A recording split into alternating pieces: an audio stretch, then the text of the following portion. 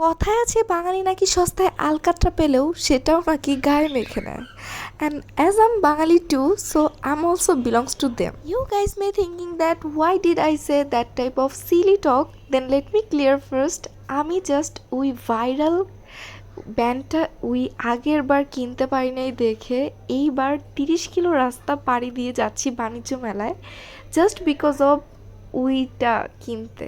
মানে ভাবা যায়, আমি নিজেই পরে ভাবলাম কিরে আমিও তো এরকম বাঙালিদের মতো হয়ে গেলাম যে কিছু ভাইরাল হইলে মানে হুজুগে পড়লেই বলে না হুজুগে বাঙালি হুজুগে গা ভাসিয়ে দেয়, তো এরকমই অবস্থা হয়েছে আমারও।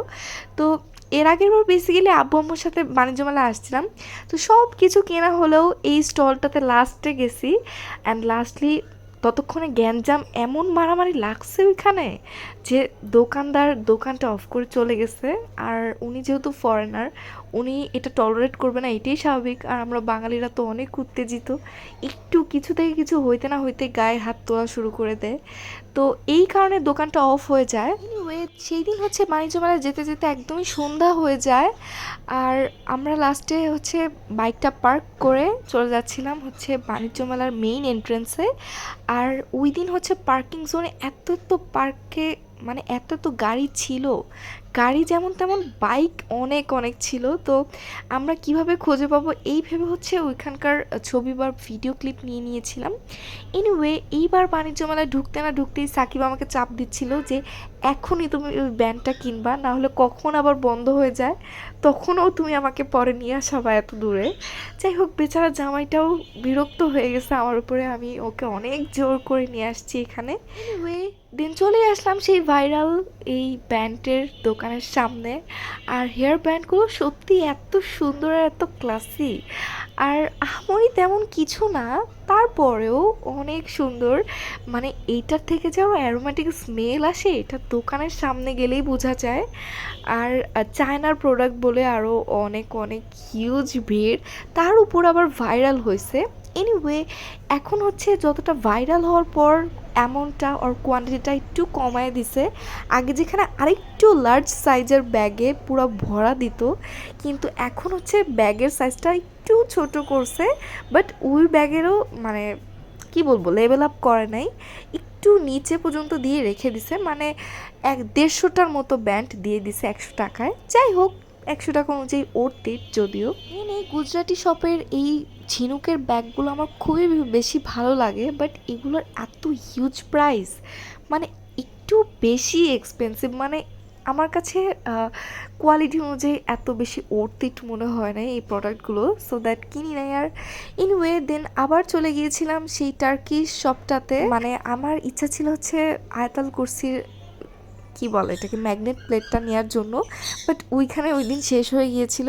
সো ওইটার বদলে আমি ইয়াসিন সুরের ম্যাগনেটিক প্লেটটা নিই। এনিওয়ে দেন আরেকটা শপে গেছিলাম, এটা হচ্ছে বেসিক্যালি থাই শপ। তো ওইখান থেকে আবার হচ্ছে নিয়েছিলাম একটা হেয়ার ব্যান্ড, ওইটা স্টিলের ছিল, ব্যান্ডটা অনেক সুন্দর। এনিওয়ে দেন ওই দিনের ভিড়ের মধ্যে এত সুন্দর রাইড যে এক্সিস্ট করে এটা আমি দেখতেই পাইনি, আমি জাস্ট নোটিসই করি নাই।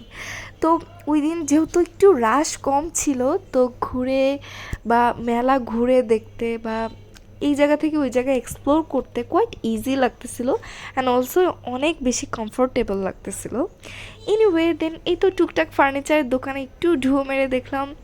তো তারপর চলে আসলাম এই তো কী বলে এটাকে আরএফএলের শপ। হ্যাঁ, তো আরএফএলের শপের এই যে এই স্টিলের স্ট্রাকচারটা দেখলেই আমার অনেক বেশি ভয় লাগে, বিকজ এটা এত স্কেরি, আমার মনে হয় যে কোনো সময় এটা মাথার উপর ভেঙে পড়বে। আর এটা 3-4 তলা, আর এটা থেকে এত বেশি সাউন্ড আসে মানুষ হাঁটলে।